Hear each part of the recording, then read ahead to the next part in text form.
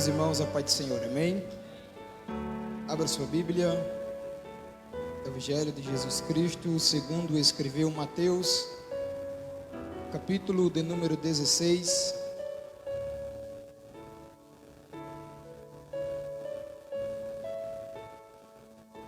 Mateus, capítulo 16, a partir do versículo de número 24, onde estaremos fazendo a leitura da palavra que Deus colocou em meu coração. Nos diz assim a palavra: então disse Jesus aos discípulos: se alguém quiser vir após mim, renuncie-se a si mesmo e tome sobre si a sua cruz e siga-me. Vamos ler novamente. Então disse Jesus aos seus discípulos: se alguém quiser acompanhar-me, negue-se a si mesmo, tome a sua cruz e... Pai, te damos graça por tua palavra. Fale ao nosso coração aquilo que nós estamos necessitando e aquilo que nós queremos ouvir. Pai, nós queremos ouvir a tua voz, que a tua palavra possa penetrar a nossa alma essa noite, em nome de Jesus. Toda a igreja diz: podeis se assentar em nome de Jesus. Queridos, eu já quero ser grato a Deus por essa oportunidade de estar ministrando a santa palavra na primeira vez na extensão dos Gideões. Quero louvar a Deus pela vida do pastor Erinaldo, pela oportunidade. Deus abençoe a esposazinha. Quero louvar a Deus pela vida do pastor Flávio Lira, que é um coordenador. Pastorzão, que alegria poder conhecer o Senhor pessoalmente, em nome de Jesus. Quero louvar a Deus pela vida do pastor Regis, que ministrou uma santa palavra. Também louvo a Deus pela vida do pastor Silas, vice-presidente dos Gideões. Deus abençoe, um prazer conhecer o Senhor. Todos os demais pastores, doutor Emerson, que Deus os abençoe em nome de Jesus de Nazaré. Querido, eu também quero parabenizar hoje o meu sogro. Eu acho que muitos não sabem, mas hoje é o aniversário dele. E ele é uma bênção de Deus, é o meu pai espiritual. E além de ser o pai espiritual, o sogro. E eu carrego uma incumbência grande, irmão. De quê? Porque o pastor Júnior, irmão, quando ele abre a Bíblia, Deus usa de forma poderosa. E eu quero louvar a Deus pela vida do pastor. Que Deus o abençoe, em nome de Jesus. Ele está completando o ano, mas não está ficando velho, viu, irmão? Em nome de Jesus. E para vocês verem, antes de ministrar rapidinho, para vocês verem como eu sou um genro bom e prudente, eu já dei o presente dele antes dele aniversariar, irmão. Está bem pertinho dele. Chega em setembro, está ali no ventre da minha esposa, que é a sua primeira neta. Diga glória a Deus, irmão.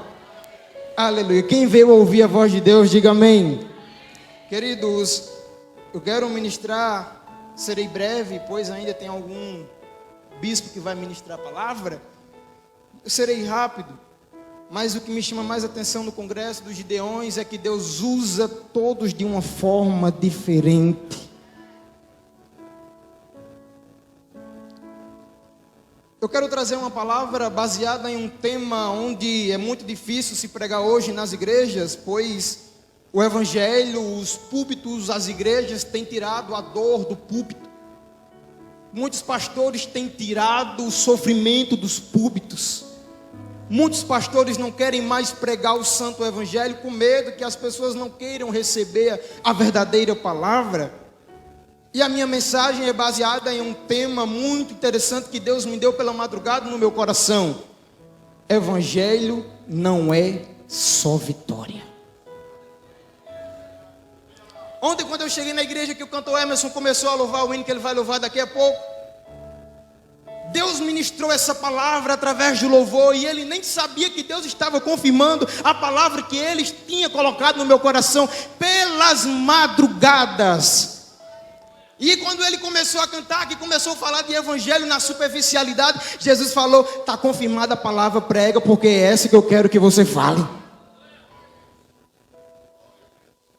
E quando eu olho para a Bíblia, irmão, não tem como fugir da Bíblia, pois a Bíblia é a nossa bússola. A Bíblia é a nossa regra de fé e de conduta.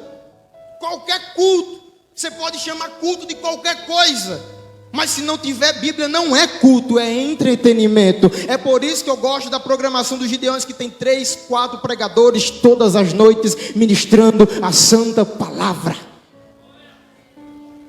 Cristão de verdade ataca o cinto para tu decolar.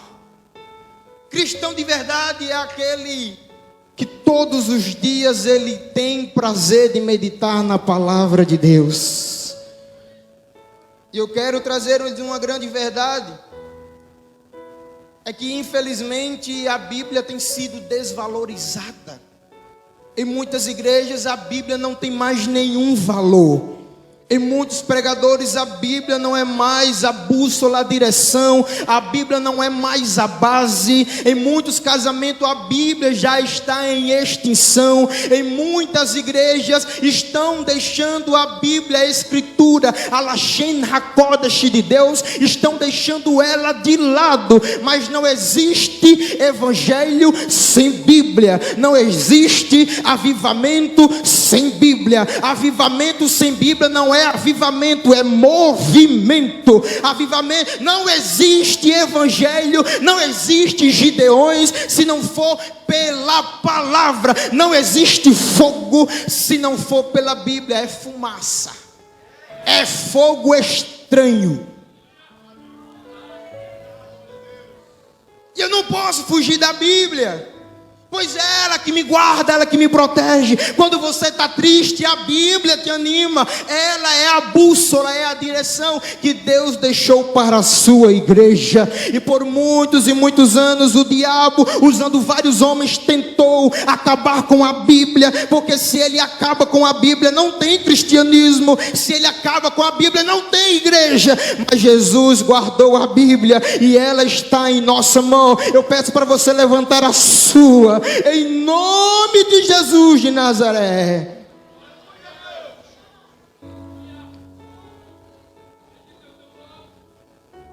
E quando eu olho para esse texto, me chama muita atenção quando Jesus diz para os seus discípulos: se alguém quiser vir após mim, renuncie a si mesmo e tome sobre si a sua cruz.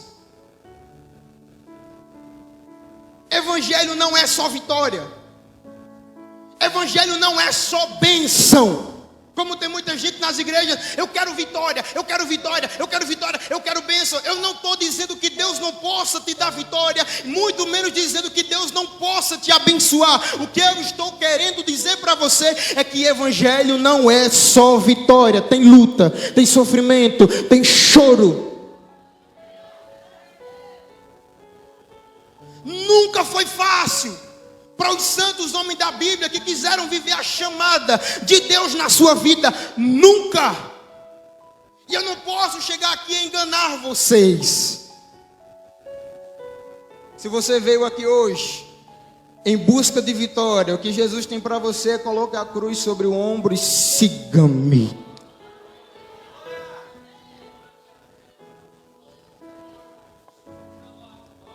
Quem quiser me seguir, tome sobre si a sua cruz e siga-me. Tem um monte de gente que está na igreja, mas está caminhando errado. Por quê, pastor? Porque já abandonou a cruz faz tempo. Ei, irmão, olha aqui para mim, por favor.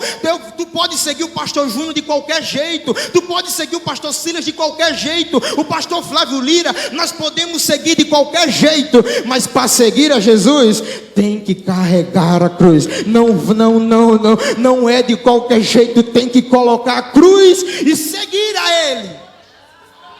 Quando eu falo de cruz, eu olho para a cruz do Calvário e vejo o nosso mestre sendo pisoteado, sendo chicoteado, sendo ridicularizado lá na cruz. Cruz, quando eu falo de cruz, cruz me traz uma mensagem de dor, de sofrimento. Cruz me traz uma mensagem de morte. Então, se Jesus está mandando nós seguirmos a cruz, pegarmos a cruz e seguirmos a Ele, é porque evangelho é felicidade, mas não é facilidade. Nunca foi fácil para os santos homens da Bíblia que quiseram viver a chamada de Deus na sua vida. Vamos para a Bíblia. Quando eu olho para o Gênesis, para o início, eu vejo Abraão em Gênesis 12. Quando Deus chama Abraão, Abraão já começa perdendo quem? O seu pai. Quando eu chego em Gênesis capítulo 37, eu vejo um jovem sonhador por nome de José, que também foi injustiçado. Quando eu chego em Números capítulo 11, eu vejo o maior homem que tinha maior intimidade no Antigo Testamento com Deus. Quem? Moisés. Moisés viu Deus abrir o mar vermelho. Moisés viu Deus mandar o maná. Moisés tocou na rocha, Deus mandou água. Moisés viu tantos milagres e tantas vitórias que o povo de Deus alcançou. Mas Moisés chegou para Deus e disse: Deus, eu não aguento mais, o cargo está pesado, o fardo está muito pesado. Senhor, porventura foi eu que gerei todo este povo? Se eu tenho achado graça aos teus olhos, me mata. Eu quero morrer. Quando eu olho para Davi, eu vejo um homem segundo o coração de Deus sendo perseguido por também querer viver o evangelho de Deus na sua vida. Quando eu olho para Elias, eu vejo Elias também se escondendo na caverna por causa da ameaça de Jezabel. Quando eu chego no livro de Jeremias capítulo 38, eu vejo Jeremias também por querer viver a chamada, sendo lançado no calabouço. Quando eu chego no livro de Daniel, eu vejo 3 jovens que queriam ser fiéis a Deus, sendo lançados em uma fornalha de fogo. Quando eu chego em Daniel capítulo 6, eu vejo Daniel sendo lançado na cova dos leões. Então como é que eu vou chegar para você aqui e vou falar que o evangelho é só vitória?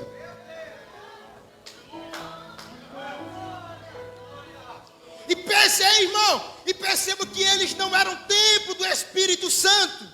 Não, o Espírito vinha na terra, usava eles e voltava. Hoje o Espírito habita dentro de mim e dentro de você. Agora segura. Quem tem mais? Nós ou eles? Eles não eram habitação do Espírito, nós somos. Então quem tem mais? Me responda por favor, nós ou eles? Aí Jesus disse: a quem muito é dado,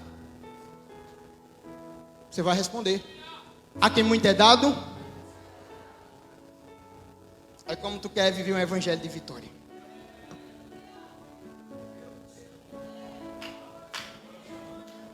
Mas talvez eu esteja falando com pessoas aqui nessa noite que está vivendo como José, como pastor, pagando por algo que você não fez.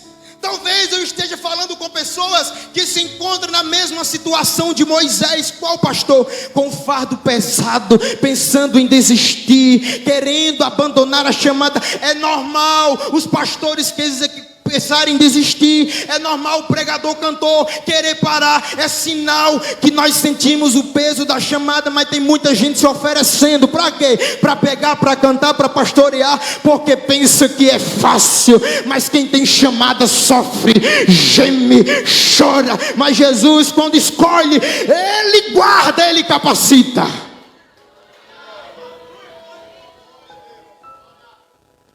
Talvez eu esteja falando com alguém aqui que se encontra na mesma situação de Davi, sendo perseguido de dia, de noite. Mas Deus mandou eu falar para alguma pessoa que está aqui nessa noite: tu pode estar sendo injustiçado, o fardo pode estar pesado, a cruz pode estar pesada, mas não é hora de você abandonar a chamada de Deus na tua vida. Tu tem que se levantar e prosseguir rumo à Nova Jerusalém. Deixa perseguir, deixa falar, continua, persevera, porque a presença, a promessa que Jesus nos fez em Mateus capítulo 24 é para aquele que perseverar até o fim. Aquele que perseverar até o fim, esse será salvo.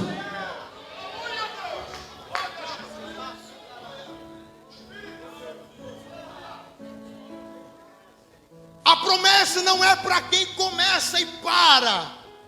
A promessa é para quem começa e vai. Pastor, mas eu vou na dor. Vai na dor, mas vai. Tem muita gente que começa bem e termina mal. Quando aceita Jesus, que começa a pregar todo dia, lê a Bíblia. Quando passa 10 anos de crente, para que eu vou ler a Bíblia se eu não vou pregar? Tem muita gente que quando aceita Jesus está na igreja, varrendo, limpando. Quando passa 20 anos, para que eu vou varrer mais igreja? Ei, olhe para mim em nome de Jesus. Salomão disse que é melhor o final das coisas do que o começo. Melhor do que você começar bem é você terminar bem. Porque a promessa não é para quem começa, é para quem termina. Levante a sua mão, só quem está entendendo em nome de Jesus. A promessa não é para quem começa, é para quem vai até o fim. tem muita gente aqui que Deus está falando, tu começou, mas parou. Cuidado. Saul começou no terreiro de profeta, terminou no terreiro de macumba. Balaão começou como profeta de Deus, terminou como pedra de tropeço. Sansão começou cheio da unção, terminou sem força. Mas eu conheço um que começou o ministério em uma simples manjedoura e não terminou na manjedoura. Ele está sentado no trono. Quem ama esse Jesus, levante a mão e adore a Ele. Ele começou na manjedoura, mas terminou no trono, no trono, no trono. Quem tem glória, adore. Quem tem adoração, adore. Meu Deus!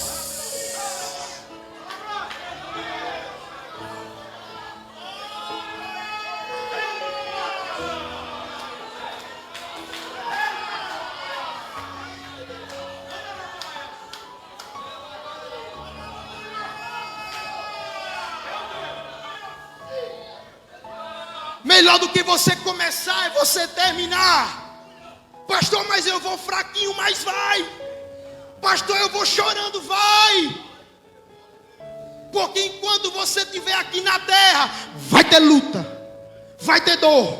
E tem muita gente, Emerson, que está na terra, na igreja, à procura só de vitória, vitória, vitória, vitória, vitória. Querido, vocês estão desprezando a maior vitória. Qual é a maior vitória, pastor? Não é nada dessa terra. A maior vitória, pastor Cícero, é nós termos o nome escrito no livro da vida. A maior vitória é no dia do arrebatamento da igreja, nós ouvirmos o anjo tocar a trombeta e subirmos ao encontro do Senhor e ouvir Jesus dizer: venham, venham, entrem para o que está preparado para vocês antes da fundação do mundo. Como é que eu vou chegar para você e vou pregar que é só vitória? Salomão, Eclesiastes, ele diz assim: eu coloquei o meu coração a analisar e a ver toda a vida debaixo do sol, e tudo que o meu coração desejou, eu dei. Mas eu vi que tudo é vaidade e aflição de espírito. Perceba que ele diz abaixo do sol. É porque acima do sol é outra realidade. Abaixo tu chora. Em cima, João disse que lá não tem choro. Embaixo muitos podem até mendigar o pão ou passar fome, mas lá não terá mais isso. É por isso que a maior vitória da igreja não vem da terra, não vem de ouro, não. A maior riqueza de que um cristão pode ter e anelar é o arrebatamento, é o dia em que você ouvirá Jesus chamar o seu nome e dizer: agora, a partir de agora, aqui não tem mais tristeza, agora que sim, aqui será só vitória. Lá será, aqui não.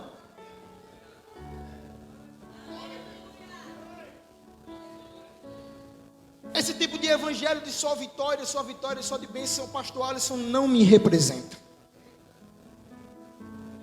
Você pode dizer amém? Esse evangelho de só vitória, de enganar, não me representa, não. Porque eu sei que a maior vitória não é aqui, a maior vitória é lá. Quando Paulo escreveu à igreja que estava em Roma, capítulo 8, versículo 18, sim, ele diz assim: nada, nenhuma glória desta terra dá para ser comparada com a glória que em nós há de ser revelada. Paulo está falando daquilo que ele viu e ouviu. Paulo foi arrebatado até o terceiro céu e ele disse: eu ouvi palavras inefáveis que aos homens não são lícitas falar. Eu encerro agora, olhe para mim, por favor. Esse evangelho de só vitória, pastor Alisson, não me representa. Olhe para a pessoa que está do seu lado, diga aí: tu começou?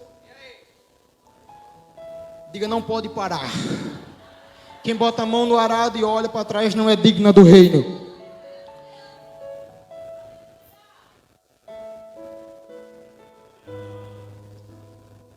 Quem quiser me seguir, renuncie a si mesmo, tome sobre si a sua, e siga-me. Esse evangelho de Só Vitória, eu vou terminar agora, mas ele não me representa, porque tem um outro evangelho que me representa. Na verdade não é outro, é o verdadeiro que me representa. Quando Paulo escreveu à igreja que estava na Galácia, capítulo 1, ele vai dizer assim: mesmo que desça um anjo do céu e anunciar outro evangelho, não receba, é maldição. Eu nunca vi na Bíblia nenhum pregador, e muito menos nunca vi Jesus na Bíblia dizendo para alguém: a partir de hoje vai ser só vitória. Nunca. Quando Jesus chama, ele não te engana. Quando ele chamou Saulo, ele disse: Saulo, Saulo, eu vou mostrar para você o quanto que você vai padecer por amor do meu nome. Tem muita gente que quer vitória, mas está esquecendo de João capítulo 16, versículo 33, quando Jesus disse assim: no mundo tereis, mas tenham bom ânimo, porque eu venci. Esse evangelho de Só Vitória não me representa. O evangelho que me representa, pastor Cícero, é o evangelho que em Mateus capítulo 14 levou João Batista a ser decapitado por Herodes. O evangelho que me representa é o evangelho que em Atos dos Apóstolos capítulo 7 levou Estevão a ser apedrejado até a morte. O evangelho que me representa é o evangelho que levou muitos cristãos para a arena, para ser devorado por leões. Levou muitos cristãos para a fornalha, para o fogo, para serem queimados pelo fogo. Eles passaram pela morte. Levante a sua mão, pelo amor de Deus. Eles passaram pela morte, mas alcançaram a vida. Alcançaram, meu Deus do céu. Levante a mão para adorar. Levante a